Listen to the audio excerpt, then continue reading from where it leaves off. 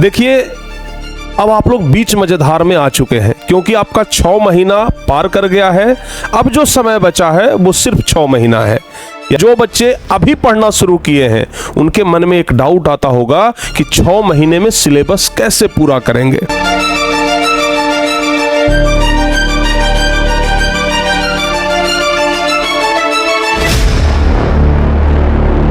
हाँ तो प्यारे बच्चे, नमस्कार। कैसे हैं आप लोग और कैसी चल रही है आपकी पढ़ाई?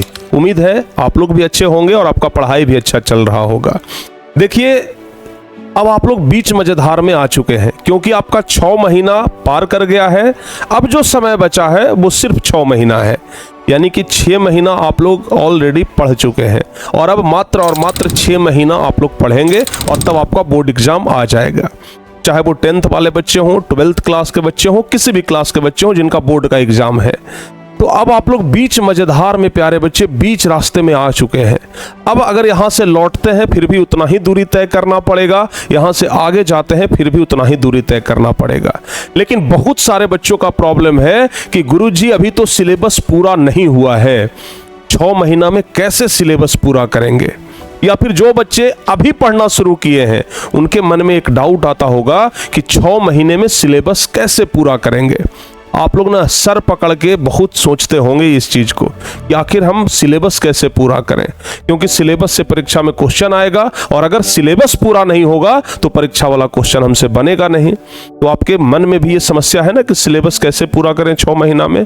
बहुत सारे बच्चे ये सोच लेते हैं कि भाई दुगना पढ़ाई कर देते हैं, 5 घंटा पढ़ते थे तो अब 10 घंटा पढ़ते हैं, सिलेबस पूरा हो जाएगा। 6 महीना में सिलेबस पूरा करना है तो 5 की जगह 10 घंटा पढ़ेंगे, सिलेबस पूरा हो जाएगा। क्या ये सही तरीका है और क्या ये कर लेंगे आप? नहीं होगा। 100 में से एक आध बच्चे होंगे जो ये कर सकते हैं कि 5 से सीधे अपना पढ़ाई का टाइम 10 कर दिए, 5 घंटा से सीधे 10 घंटा। संभव नहीं है।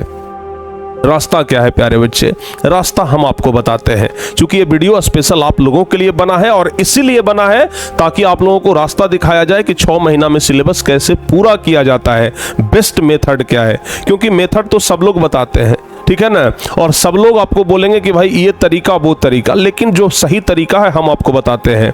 लेकिन इस तरीका को बताने के लिए ना हम आपको एक छोटा सा स्टोरी प्यारे बच्चे बताना चाहेंगे और इस स्टोरी के माध्यम से आपको एकदम ग्राफ क्लियर हो जाएगा कि आखिर 6 महीना में सिलेबस कैसे पूरा करें। देखिए, हम यदि आप लोगों को ये बोले कि भाई हम आप लोगों को घुमाने के लिए शिमला लेकर के जा रहे हैं या जम्मू कश्मीर, कहीं बेहतर जगह पर, कहीं बढ़िया जगह पर आपको हम घुमाने के लिए ले चलेंगे, बहुत सुंदर जगह पर घुमाने के लिए ले चलेंगे, आपको एकदम पहाड़ों पे घुमाएंगे, बड़े बड़े महलों में घुमाएंगे। लेकिन हम आपके सामने एक शर्त रख दिए।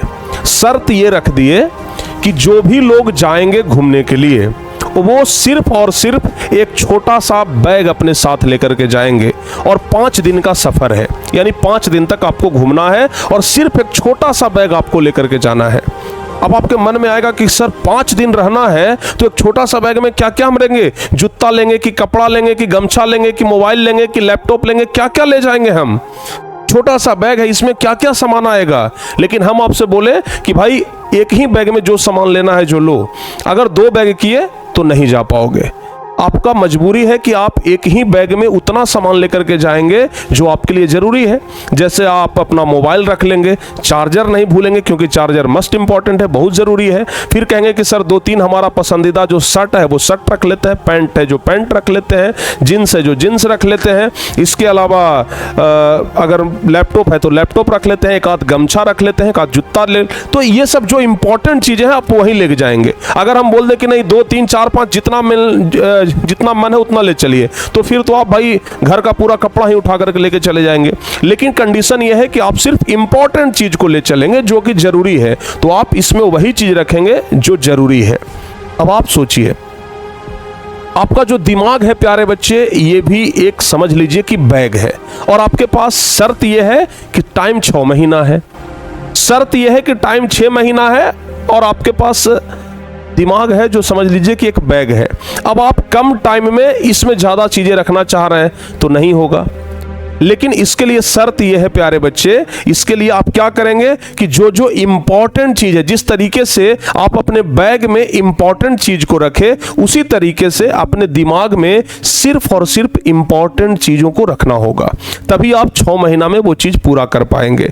जैसे जो बच्चे साल भर पढ़ाई कर रहे हैं, पूरा सिलेबस पढ़ रहे हैं, तो वो क्या करते हैं कि जो चीजें इंपॉर्टेंट हैं उसको भी पढ़ते हैं, जो चीज इंपॉर्टेंट नहीं है उसको नॉलेज के लिए पढ़ते हैं।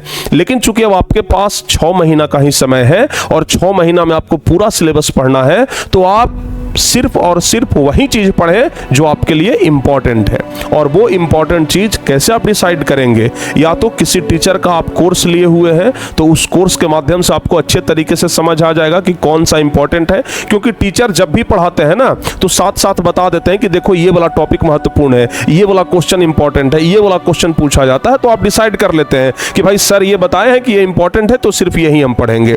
लेकिन अगर बाय द वे मान लीजिए कि अगर आपके पास किताब है, तो किताब में आप हाईलाइट कर लीजिए कि भाई ये चीज़ इंपॉर्टेंट है, हाईलाइट कर सकते हैं, ठीक है ना। लेकिन सबसे पहले हम यही कहेंगे कि आप किसी टीचर के गाइडलाइन में जाइए, ठीक है ना। अगर एक टीचर के गाइडेंस में रहिएगा तो बेहतर होगा।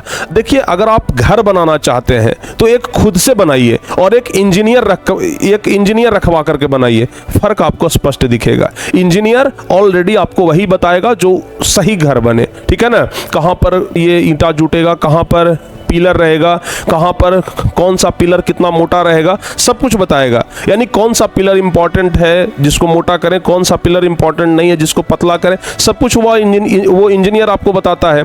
इसी प्रकार से समझिए कि टीचर आपके लिए एक इंजीनियर है जो आपके पूरे घर को तैयार करेगा। सिलेबस आपका घर है बाबू, टीचर आपका इंजीनियर है। तो एकदम जिस तरीके से एक इंजीनियर घर को तैयार करता है ना, टीचर आपके पूरे सिलेबस को तैयार करेगा। समझ गए? क्या इंपॉर्टेंट है, क्या इंपॉर्टेंट नहीं है, पूरा बताएंगे। तो इसलिए हम कहते हैं कि आप लोग एक टीचर के गाइडेंस में रहिए। बहुत सारे बच्चे ना 1000-2000 बचाने के चक्कर में, ज्यादा नहीं, सिर्फ 1000-2000 बचाने के चक्कर में अपना पूरा जिंदगी बर्बाद करते हैं, पूरा इंटर बर्बाद कर लेते हैं, पूरा मैट्रिक बर्बाद कर लेते हैं, सिर्फ 1000-2000 के चलते। और वो 1000-2000 वो अगर मार्केट जाएंगे 2 मिनट में उड़ा देंगे, ठीक है ना। एक कपड़ा लेने के लिए जाएंगे 2000 का कपड़ा लेंगे, लेकिन पढ़ाई के बारी आएगा, जीवन बनाने का बारी आएगा, बहुत सोच विचार करेंगे। अरे देखते हैं इसका लें कि नहीं लें, टीचर का बैच ले कि नहीं लें, अरे ऐसे भी पढ़ लेंगे यार, सेल्फ स्टडी कर लेंगे, बहुत तरह का बात आप सोचते हैं। आप 1000-2000 के लिए अपना पूरा लाइफ बर्बाद करते हैं। हम आपको बार बार कहते हैं कि प्यारे बच्चे इतना मत सोचिए, और खास करके उस चीज के बारे में जिस चीज से हमारा फ्यूचर बन रहा है।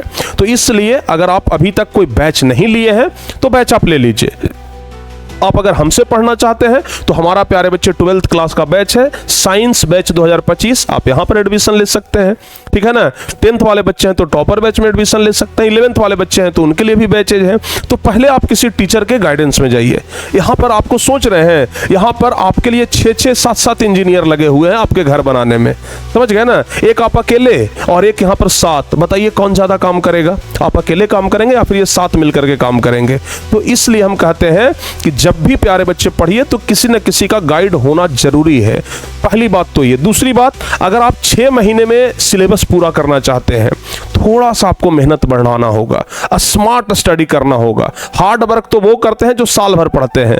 आपको चूंकि 6 महीना बच गया है तो स्मार्ट वर्क करिए। जैसे स्मार्ट वर्क में हम आपको बता ही दिए कि आपको सिर्फ इंपॉर्टेंट चीजें पढ़ना, इंपॉर्टेंट टॉपिक पढ़ना, क्योंकि हर एक चैप्टर में ना कुछ वैसा इंपॉर्टेंट टॉपिक होता है जहां से क्वेश्चन ज्यादा बनता है। पहले आप उसको कवर कर लीजिए, समय बचे तब जो थोड़ा इंपॉर्टेंट है, कम इंपॉर्टेंट है, उसको कवर करिए। समझ गए?